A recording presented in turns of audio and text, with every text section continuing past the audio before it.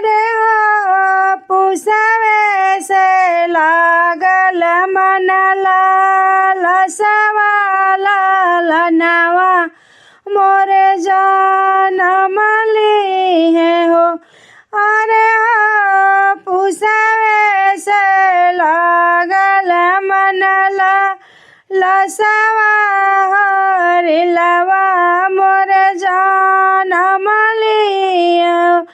अरे हो नठवा महीना बीती गईल तनौआ के बारी तनौआ के बारी न हो। अरे हो भादमा से लगल जो इतिया हरिलवा न जा नमल हरिलवा न जा नमल हो। अरे हो कैसे मकर बजत्या पा रबिया जुइतिया हम पूजब जुइतिया हम पूजबियो। अरे हो रोई रोई बोलेली बा। अरे हो रोई रोई बोलेली ती वैया सुनाहु जुतु बहन बाबा सुनाहु जुइतिया माए सुना जुति बहन बाबा सुनाहु जुइतिया माई हो। ए माई दे तू गोदी में लालन माई दे तू गोदी के लालनवा जुइतिया हम करित जुइतिया हम पूजित। जुतवान बाबा जुतवान बाबा दे दान गोदी में लालनवाही मनसा मोरे पुरावाया चर में फूल की लावाया चरवा फूलवा खिला सु। ए जुतवान बाबा सासु जय मारेली में हनवा ननद मारा तनवा ननद मारा तनवा नुहो।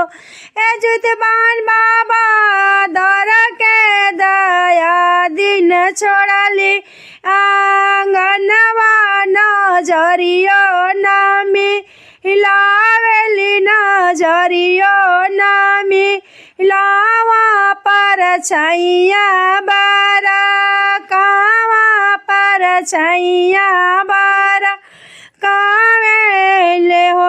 ए जुतवान बाबा मोरा जिंदगानी आया धेरा जियालो नाही जाला रहलो नाही जाला रहलो नाही जाला नुहो। चुपा खाए बेटी चुपा कनाया नालो रेवा पोछा नाया नालो रेवा पोछा नुहो।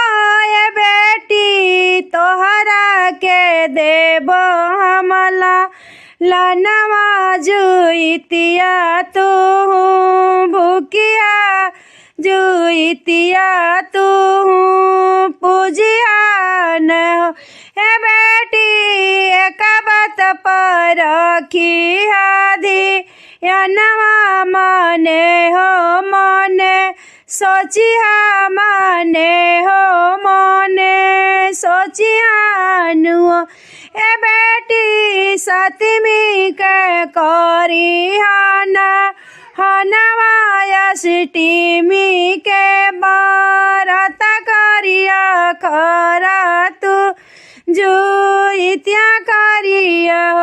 हे बेटी विधि से तू पूजी हाजू इतिया बालकवा गोदिया भरब बालकवा गोदिया भरब एतना बचाना तिवाई सुनली सुनाई ना पावेली है जुतबान बाबा उजाड़ल गिरियाबा सवाला मोरे फूल आंगन खिलावाला नुआ ए जुतबान बाबा ले आई बोला किचु नरिया पियर पी तांबर पियर पी तांबर ए जुतबान बाबा